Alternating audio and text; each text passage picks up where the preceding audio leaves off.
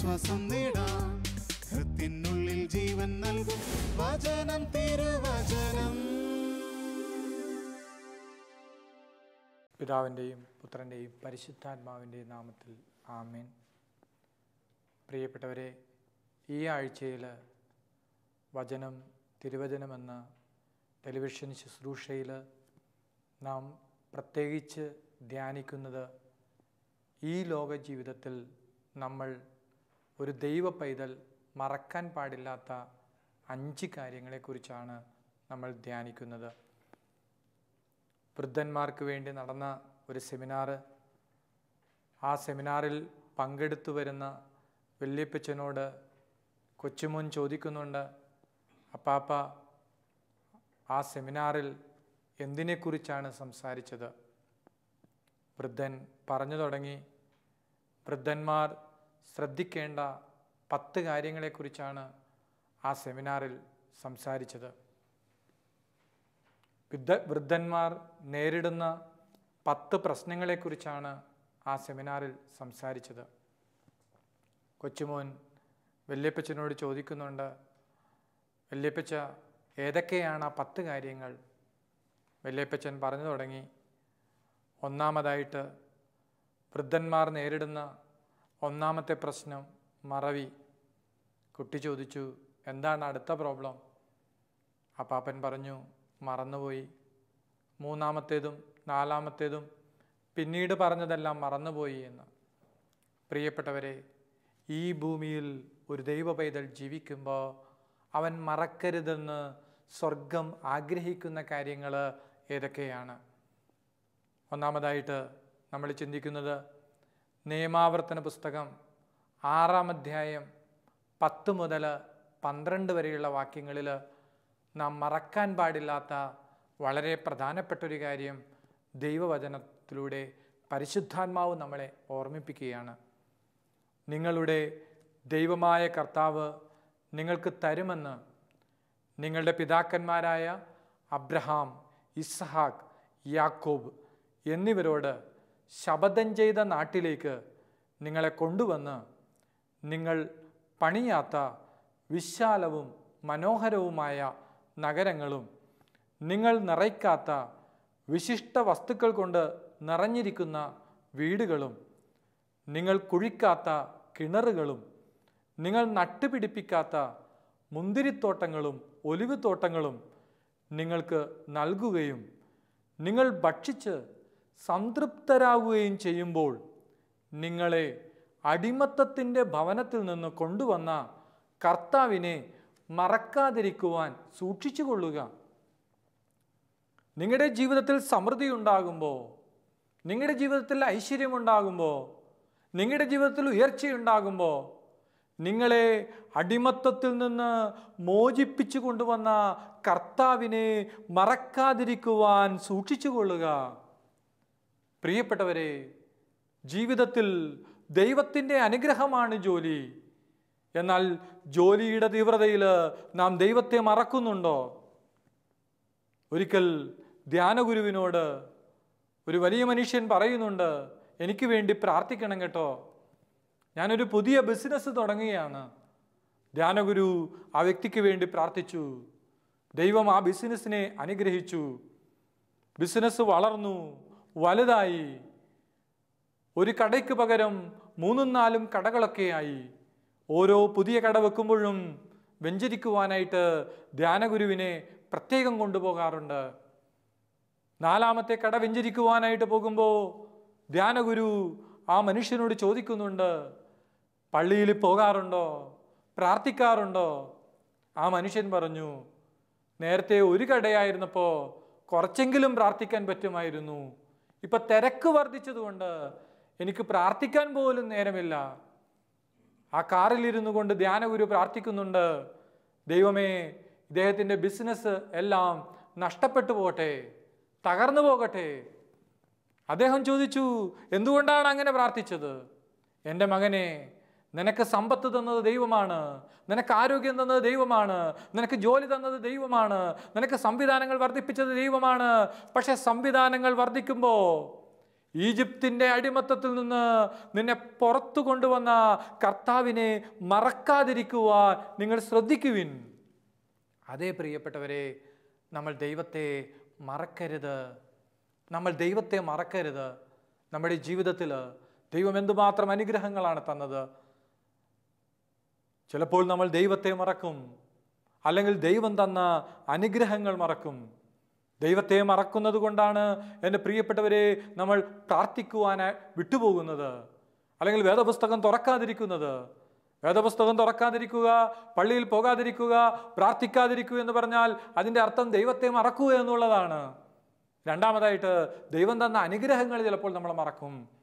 സങ്കീർത്തനം 103 1 മുതൽ 3 വരെയുള്ള വാക്യങ്ങളിൽ സങ്കീർത്തനക്കാരൻ പറയുന്നുണ്ട്, എൻ്റെ ആത്മാവേ കർത്താവിനെ വാഴ്ത്തുക, എൻ്റെ അന്തരംഗമേ അവിടുത്തെ വിശുദ്ധനാമത്തെ പുകഴ്ത്തുക.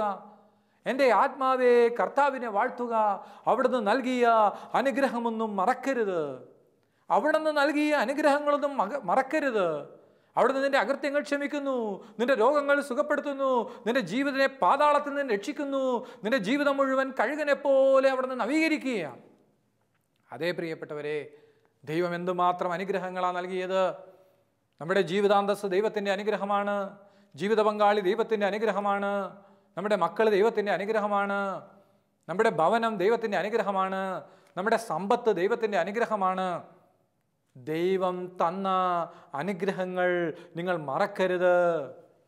എത്രയോ പേര് ദാരിദ്ര്യത്തിൽ ജീവിക്കുമ്പോൾ, എൻ്റെ പ്രിയപ്പെട്ട മകനെ ദൈവം നിനക്ക് സമ്പത്ത് നൽകി, അത് ദൈവത്തിൻ്റെ അനുഗ്രഹമാണ്. എത്രയോ പേര് രോഗികളായിട്ട് വേദനിക്കുമ്പോൾ ദൈവം നിനക്ക് ആരോഗ്യം നൽകി, അവിടുന്ന് നൽകിയ അനുഗ്രഹങ്ങളൊന്നും മറക്കരുത്. അതേ പ്രിയപ്പെട്ടവരെ, ദൈവത്തെ മറക്കരുത്, ദൈവം നൽകിയ അനുഗ്രഹങ്ങൾ മറക്കരുത്. നിയമാവർത്തന പുസ്തകത്തിൽ 4-ാം അധ്യായത്തിൽ 9-ാമത്തെ വാക്യത്തിൽ പറയുന്നുണ്ട്, നിങ്ങളുടെ കണ്ണുകൾ കണ്ട കാര്യങ്ങൾ മറക്കാതിരിക്കുവാനും ജീവിതകാലം മുഴുവൻ അവ ഹൃദയത്തിൽ നിന്ന് മായാതിരിക്കുവാനും ശ്രദ്ധിക്കുവിൻ, ജാഗരൂകരായിരിക്കുവിൻ. അവയെല്ലാം നിങ്ങളുടെ മക്കളെയും മക്കളുടെ മക്കളെയും അറിയിക്കണം. എന്താ ഈ വചനത്തിലൂടെ പരിശുദ്ധാത്മാവ് പറയുന്നത്? നിങ്ങളുടെ കണ്ണുകൾ കണ്ട കാര്യങ്ങൾ മറക്കാതിരിക്കുവാനും അവ ജീവിതകാലം മുഴുവൻ ഹൃദയത്തിൽ നിന്നും മായാതിരിക്കുവാനും ശ്രദ്ധിക്കുവിൻ. കഴിഞ്ഞ ദിവസം വളരെ പ്രായമായ ഒരു അമ്മച്ചി പറയുന്നുണ്ട്, ചെറുപ്പത്തിലെ എൻ്റെ മാതാപിതാക്കന്മാർ പറഞ്ഞിട്ടുണ്ട്, പള്ളിയിൽ ഏതെങ്കിലും ഒരു ദേവാലയത്തിൽ ആദ്യമായിട്ട് കയറുമ്പോൾ 3 കാര്യങ്ങൾ ചോദിക്കണമെന്ന്. ഞാൻ ഇന്നും ചോദിക്കാറുണ്ട്. അമ്മച്ചി പറഞ്ഞതെന്താ? ചെറുപ്പത്തിലെ മാതാപിതാക്കന്മാർ പഠിപ്പിച്ചൊരു കാര്യം ഇന്നും അത് വളരെ ഓർമ്മയോടെ ഹൃദയത്തിൽ സൂക്ഷിക്കുക. വചനം പറയുന്നത് എന്താ? നിങ്ങളുടെ കണ്ണുകൾ കണ്ട കാര്യങ്ങൾ മറക്കാതിരിക്കുവാനും ജീവിതകാലം മുഴുവൻ അവ ഹൃദയത്തിൽ നിന്നും മായാതിരിക്കുവാനും. ചിലരൊക്കെ പറയാറുണ്ടല്ലോ, വന്ന വഴി മറന്നേക്കരുത്. പ്രിയപ്പെട്ടവരെ, ദൈവം നമ്മുടെ ജീവിതത്തിൽ എപ്രകാരമാണ് അനുഗ്രഹിച്ചതെന്ന് നമുക്ക് മനസ്സിലാകുന്നത് എപ്പോഴാ? നമ്മുടെ കഴിഞ്ഞ കാലങ്ങളെ പറ്റി ഓർക്കുമ്പോഴാ. അതുകൊണ്ട് നിങ്ങളുടെ കണ്ണുകൾ കണ്ട കാര്യങ്ങൾ മറക്കാതിരിക്കുവാനും ജീവിതകാലം മുഴുവൻ അവ ഹൃദയത്തിൽ നിന്ന് മായാതിരിക്കുവാനും ശ്രദ്ധിക്കണം. തീരുന്നില്ല. നിങ്ങളുടെ ജീവിതത്തിൽ ദൈവം ചെയ്ത കാര്യങ്ങൾ നിങ്ങളുടെ മക്കളെയും മക്കളുടെ മക്കളെയും നിങ്ങൾ പറഞ്ഞു കൊടുത്ത് അതിനെക്കുറിച്ച് അവരെ ബോധ്യപ്പെടുത്തണമെന്ന് പരിശുദ്ധാത്മാവ് നമ്മളെ ഓർമ്മിപ്പിക്കുക. ഇന്ന് എത്ര മാതാപിതാക്കന്മാർ ദൈവം ചെയ്ത കാര്യങ്ങൾ മക്കളോട് പറഞ്ഞു കൊടുക്കുന്നുണ്ട്? എത്ര മാതാപിതാക്കന്മാർ ചെറുമക്കളോട് നിങ്ങളുടെ ജീവിതത്തിൽ ദൈവം ചെയ്ത അനുഗ്രഹങ്ങൾ പറഞ്ഞു കൊടുക്കുന്നുണ്ട്? പ്രിയപ്പെട്ടവരെ, സങ്കട നേരത്ത് ദൈവം എങ്ങനെയാണ് പ്രവർത്തിച്ചതെന്ന്, കരഞ്ഞ സമയത്ത് കർത്താവ് എങ്ങനെയാണ് ഇടപെട്ടതെന്ന്, ചില പ്രശ്നങ്ങളിൽ ദൈവം എങ്ങനെ പ്രവർത്തിച്ചുവെന്ന് പറഞ്ഞു കൊടുക്കുന്ന എത്ര പേരുണ്ട്? ദൈവം പറയുക, നിങ്ങൾ അടിമത്തത്തിന്റെ ഭവനത്തിൽ നിന്ന് പുറത്തു കൊണ്ടുവന്ന കർത്താവിനെ മറക്കരുത്, കർത്താവ് നൽകിയ അനുഗ്രഹങ്ങൾ മറക്കരുത്, നിങ്ങളുടെ ജീവിതത്തിൽ ദൈവം ചെയ്ത കാര്യങ്ങൾ ഒന്നും മറക്കരുത്. അത് നിങ്ങൾ എന്ത് ചെയ്യണം? നിങ്ങളുടെ മക്കളോട് പറയണം, മക്കളുടെ മക്കളോട് പറയണം. കാരണം അവർ ദൈവത്തെ ഓർക്കണം, ഓർത്തിരിക്കുവാൻ അവ ഹൃദയത്തിൽ നീ ആലേഖനം ചെയ്യണം. Hallelujah, hallelujah. അതേ പ്രിയപ്പെട്ടവരെ, ഒന്നാമതായിട്ട് ദൈവം നമ്മോട് ആവശ്യപ്പെടുന്നത് ദൈവത്തെ മറക്കരുത്, ദൈവം തന്ന അനുഗ്രഹങ്ങൾ മറക്കരുത്, ദൈവം ചെയ്ത കാര്യങ്ങൾ ഒന്നും മറക്കരുത്. രണ്ടാമതായിട്ട് പരിശുദ്ധാത്മാവ് നമ്മളെ ഓർമ്മിപ്പിക്കുന്നത്, നിങ്ങൾ മാതാപിതാക്കന്മാരെ മറക്കരുത്. മാതാപിതാക്കന്മാരെ മറക്കരുത്. പ്രഭാഷകന്റെ പുസ്തകത്തില് 7-ാം അധ്യായം 27-28 വാക്യങ്ങള്, പൂർണ്ണ ഹൃദയത്തോടെ പിതാവിനെ ബഹുമാനിക്കുക, നൊന്തുപെറ്റ അമ്മയെ മറക്കരുത്, മാതാപിതാക്കന്മാരാണ് നിനക്ക് ജന്മം നൽകിയതെന്ന് ഓർക്കുക, നിനക്ക് അവരുടെ ദാനത്തിന് എന്ത് പ്രതിഫലം നൽകുവാനായിട്ട് സാധിക്കും. പ്രിയപ്പെട്ടവരെ, സിയോൻ ദൈവത്തോട് ഒരിക്കൽ ഒരു പരാതി പറഞ്ഞു. എന്താ സിയോൻ ദൈവത്തോട് പറഞ്ഞ പരാതി? എൻ്റെ കർത്താവ് എന്നെ മറന്നു, എൻ്റെ കർത്താവ് എന്നെ ഉപേക്ഷിച്ചു. കർത്താവ് മറന്നു എന്ന് പറഞ്ഞപ്പോ, കർത്താവ് ഉപേക്ഷിച്ചു എന്ന് പറഞ്ഞപ്പോ ദൈവം സിയോനോട് പറഞ്ഞു, അമ്മ കുഞ്ഞിനെ മറക്കുമോ? പുത്രനോട് പെറ്റമ്മ കരുണ കാണിക്കാതിരിക്കുമോ? അമ്മ മറന്നാലും ഞാൻ നിന്നെ മറക്കുകയില്ലെന്ന്. പ്രിയപ്പെട്ടവരെ, ദൈവം സിയോനെ ഓർക്കുന്നുണ്ടെന്നും സിയോനെ മറന്നിട്ടില്ലെന്നും ബോധ്യപ്പെടുത്തുവാനായിട്ട് സിയോനോട് പറഞ്ഞു, അമ്മ കുഞ്ഞിനെ മറക്കുമോ? പ്രിയപ്പെട്ടവരെ, അമ്മയ്ക്ക് കുഞ്ഞിനെ ഉപേക്ഷിക്കാൻ പറ്റും, പക്ഷെ മറക്കാൻ പറ്റത്തില്ല. ഉപേക്ഷിച്ച കുഞ്ഞാണെങ്കിലും അമ്മയുടെ ഹൃദയത്തിൽ നിന്ന് ആ കുഞ്ഞ് മാഞ്ഞു പോവുകയില്ല. എന്നിട്ട് ദൈവം എന്താ പറഞ്ഞത്? അമ്മ മറന്നാൽ പോലും ഞാൻ നിന്നെ മറക്കുകയില്ലെന്ന്. ശരിയാ പ്രിയപ്പെട്ടവരെ, മാതാപിതാക്കന്മാർ മക്കളെ മറക്കുകയില്ല, അല്ലെങ്കിൽ മാതാപിതാക്കന്മാർക്ക് മക്കളെ മറക്കുവാൻ സാധിക്കുകയില്ല. എന്നാൽ മക്കൾക്ക് മാതാപിതാക്കന്മാരെ മറക്കാൻ പറ്റുമോ? തീർച്ചയായും പറ്റും. അതുകൊണ്ടാ വചനം പറഞ്ഞത്, പൂർണ്ണ ഹൃദയത്തോടെ പിതാവിനെ ബഹുമാനിക്കുക, നൊന്തുപെറ്റ അമ്മയെ മറക്കരുത്. നൊന്തുപെറ്റ അമ്മയെ മറക്കരുത്. പ്രിയപ്പെട്ടവരെ, നാം ഇന്ന് ലോകത്തിൽ ജീവിക്കുന്നുണ്ടെങ്കിൽ അത് മാതാപിതാക്കന്മാരുടെ ദൈവം ചെയ്ത അനുഗ്രഹമാണ്. ഒരുപക്ഷെ എത്രയോ കുഞ്ഞുങ്ങൾ ഉദരത്തിൽ വെച്ച് തന്നെ നഷ്ടപ്പെടുന്നു. ജനിക്കാൻ അനുവദിച്ചതിന് നന്ദി എന്ന് കൂപ്പുകൈകളോടെ പറയുന്ന ഒരു കുഞ്ഞിന്റെ ചിത്രം നമ്മളോട് സംസാരിക്കുന്നത് എന്താ? ഒരമ്മ വേണ്ട എന്ന് വിചാരിച്ചാൽ ഒരുപക്ഷെ ആ കുഞ്ഞിന് ഈ ലോകത്തിൽ നിന്ന് മാറിപ്പോകുന്ന അവസ്ഥയുണ്ടാകും. എന്നാൽ പ്രിയപ്പെട്ടവരെ, നമ്മുടെ മാതാപിതാക്കന്മാർ അവരാണ് നമുക്ക് ജന്മം നൽകിയതെന്ന് നമ്മൾ ഓർക്കണം. അതുകൊണ്ട് തന്നെ നൊന്തുപെറ്റ അമ്മയെ മറക്കരുത്. അവരുടെ സഹനത്തിന്, അവരുടെ കഷ്ടപ്പാടിന് എന്ത് പ്രതിഫലമാണ് നമുക്ക് തിരിച്ചു കൊടുക്കുവാനായിട്ട് സാധിക്കുന്നത്? ഇന്നിൻ്റെ കാലത്തിൽ വൃദ്ധമന്ദിരങ്ങൾ വർദ്ധിക്കുന്നുണ്ടെങ്കിൽ അതിന് കാരണമൊന്നേ ഉള്ളൂ. ചില മക്കള് മാതാപിതാക്കന്മാരെ മറക്കുന്നതാണ്. ജീവിതത്തിൽ എത്ര തിരക്കുണ്ടായിട്ടും മക്കളെ കൊണ്ടു നടക്കുവാനായിട്ട് ചിലപ്പോൾ മാതാപിതാക്കന്മാർ എന്തുമാത്രം കഷ്ടപ്പെട്ടിട്ടുണ്ട്, എന്തുമാത്രം ശ്രമിച്ചിട്ടുണ്ട്. അതേ പ്രിയപ്പെട്ടവരെ, ജീവിതത്തിൽ തിരക്കുകൾ വർദ്ധിക്കുമ്പോൾ, ജീവിതത്തിൽ അഭിവൃദ്ധി ഉണ്ടാകുമ്പോൾ, ഐശ്വര്യം ഉണ്ടാകുമ്പോൾ നൊന്തുപെറ്റ അമ്മയെ മറക്കരുത്. നിനക്ക് വേണ്ടി കഷ്ടപ്പെട്ട അപ്പനെ മറക്കരുത് എന്ന് വേദപുസ്തകം നമ്മളെ ഓർമ്മിപ്പിക്കുകയാണ്. പ്രിയപ്പെട്ടവരെ, നമ്മുടെ ജീവിതത്തിൽ നമ്മുടെ തകർച്ചയുടെ നാളുകളിലും, നമ്മുടെ സങ്കടങ്ങളുടെ നാളുകളിലും, നമ്മുടെ ജീവിതത്തിലെ വേദനയുടെ നാളുകളിലും ഒന്ന് തിരിഞ്ഞു നോക്കണം. ശൈശവകാലങ്ങൾ, ബാല്യകാലഘട്ടങ്ങൾ, കൗമാരപ്രായ കാലഘട്ടങ്ങൾ മാതാപിതാക്കന്മാർ എന്തുമാത്രം സഹിച്ചിട്ടുണ്ട്. ജീവിതത്തിൽ, നമ്മുടെ ജീവിതത്തിൽ നമുക്ക് എന്തുമാത്രം നമ്മുടെ മാതാപിതാക്കന്മാരെ ഓർക്കുവാൻ സാധിക്കുന്നുണ്ട്, കരുതുവാൻ സാധിക്കുന്നുണ്ട്. അതേ പ്രിയപ്പെട്ടവരെ, കർത്താവ് പറയുക, നീ നിൻ്റെ അപ്പനെയും അമ്മയെയും മറക്കരുത്. മൂന്നാമതായിട്ട് നാം മറക്കരുത് എന്ന് ദൈവം ആവശ്യപ്പെടുന്നത് നമ്മുടെ സ്നേഹിതന്മാരെ മറക്കരുതെന്നാണ്. പ്രഭാഷകന്റെ പുസ്തകത്തിൽ 37-ാം അധ്യായം വാക്യം 6, സ്നേഹിതനെ മറക്കരുത്, നിന്റെ ഐശ്വര്യകാലത്ത് അവനെ അവഗണിക്കരുത്. നിനക്കൊരു സ്നേഹിതനുണ്ടെങ്കിൽ, നിനക്കൊരു കൂട്ടുകാരനുണ്ടെങ്കിൽ, നിനക്കൊരു സഹപ്രവർത്തകനുണ്ടെങ്കിൽ, നിന്റെ കഷ്ടപ്പാടിൽ പങ്കുചേർന്ന, നിന്റെ സഹനത്തിൽ നിന്നെ ആശ്വസിപ്പിച്ച, നിന്റെ വേദനയിൽ നിന്നോട് ചേർന്ന് നിന്ന നിന്റെ കൂട്ടുകാരനെ നീ മറക്കരുത്. വേദപുസ്തകത്തിലെ തന്നെ, അല്ലെങ്കിൽ ലോകത്തിലെ തന്നെ ഏറ്റവും നല്ലൊരു സൗഹൃദത്തിൻ്റെ ചരിത്രം, ദാവീദും ജോനാഥനും തമ്മിലുള്ള സൗഹൃദം വേദപുസ്തകത്തിൻ്റെ താളുകളിൽ നമ്മൾ കാണുന്നുണ്ട്. 1 സാമുവേൽ 19-ാം അധ്യായത്തിൽ 1-2 വാക്യങ്ങൾ ദാവീദിനെ കൊന്നുകളയണമെന്ന് ശൗൽ ജോനാഥനോടും ഭൃത്യന്മാരോടും കൽപ്പിച്ചു.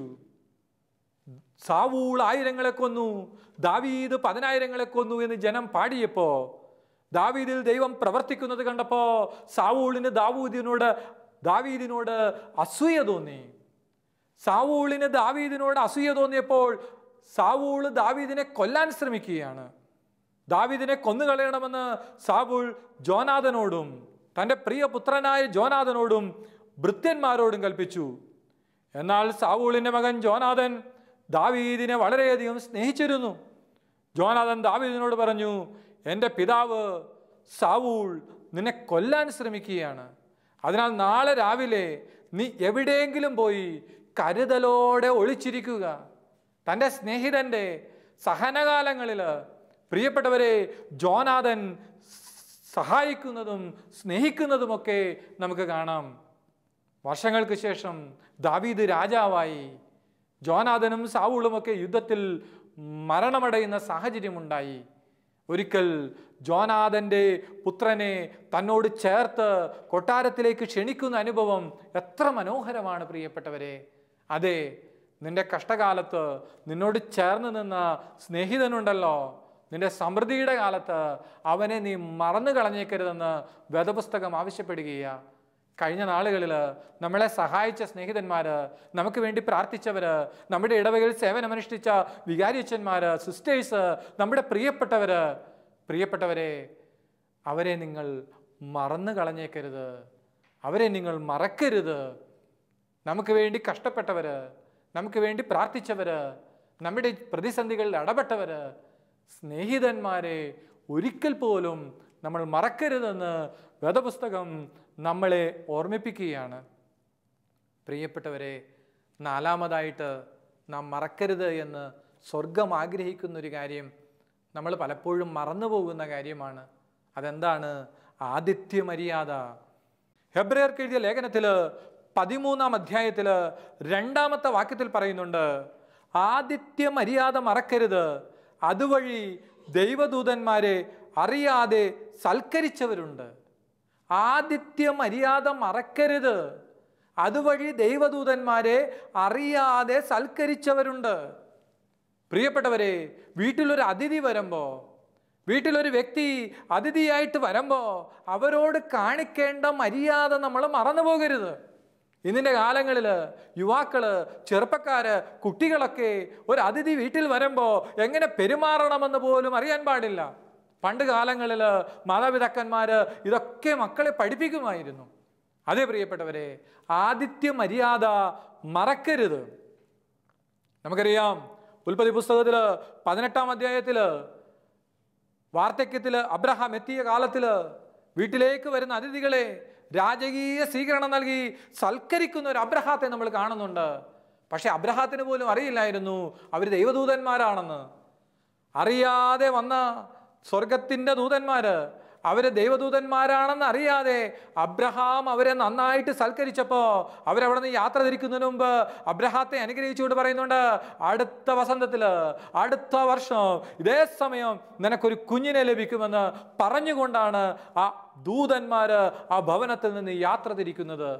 അതേ പ്രിയപ്പെട്ടവരെ, നിന്റെ കുടുംബത്തിലേക്ക് ഒരു ദൈവദൂതനെ ദൈവം അയച്ചാൽ ആ ആതിഥ്യ മര്യാദ നീ മറന്നു കളഞ്ഞാൽ വീട്ടിൽ വരുന്ന ദൂതനെ സൽക്കരിക്കാതെ പറഞ്ഞു വിടേണ്ടി വരും. ഒരിക്കൽ ഒരു ധ്യാനകേന്ദ്രത്തിലെ ധ്യാന ടീം ഒരുമിച്ചിരുന്ന് പ്രാർത്ഥിക്കുകയായിരുന്നു. ആ സമയത്ത് പരിശുദ്ധാത്മാവ് അവരോട് പറഞ്ഞു, ഇവിടെ വരുന്ന ഭിക്ഷക്കാർക്ക് വരെ രാജകീയ സ്വീകരണം കൊടുക്കുക. ഒരു ഭിക്ഷു ധ്യാനിക്കാൻ വരുന്നു എന്ന് വിചാരിക്കട്ടെ, അല്ലെങ്കിൽ ഭിക്ഷക്കാരനായിട്ട് വരുന്ന വ്യക്തിയാണെങ്കിൽ പോലും അവൻ ദൈവത്തിൻ്റെ പൈതല, അവനൊരു രാജകീയ സ്വീകരണം കൊടുക്കൂ എന്ന് പരിശുദ്ധാത്മാവ് ആ സമൂഹത്തോട് സംസാരിച്ചത് ഓർക്കുക. പ്രിയപ്പെട്ടവരെ, ആതിഥ്യ മര്യാദ മറക്കരുത്. അതുമൂലം അറിയാതെ ദൈവദൂതന്മാരെ സൽക്കരിച്ചവരുണ്ട്.